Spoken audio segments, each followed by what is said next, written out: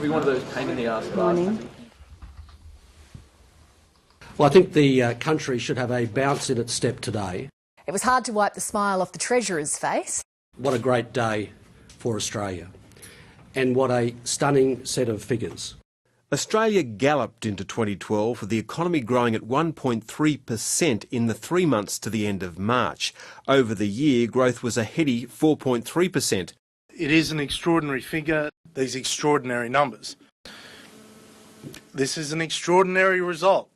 I almost fell off the chair. I couldn't believe it. We are surging ahead. The numbers are the numbers.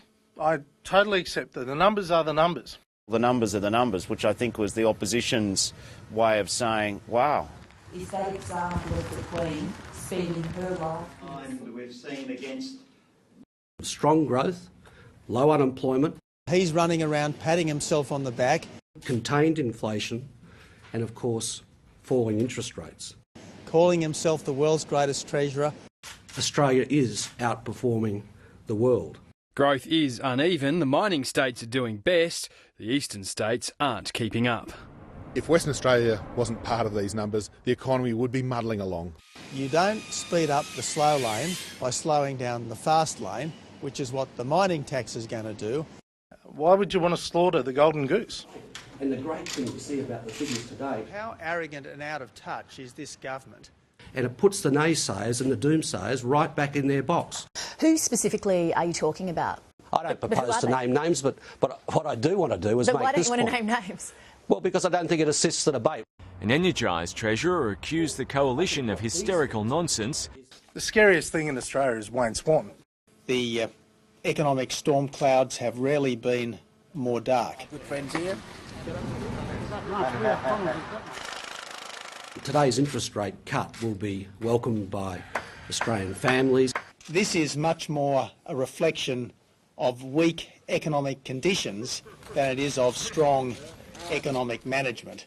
It's a dividend of returning our budget to surplus. It's absolute codswallop. The Reserve Bank did not identify any budget surplus or any fiscal policy.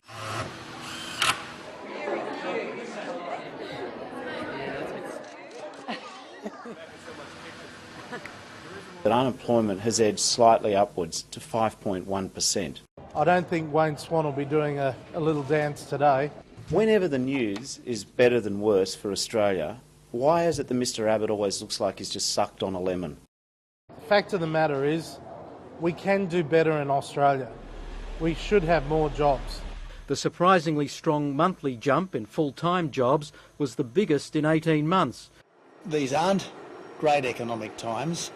Anyone who pretends otherwise is not living in the real world. It's been a week of good economic news for the country and a week of embarrassment for Mr Abbott and Mr Hockey.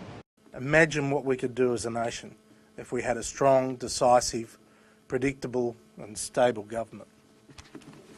Thank you.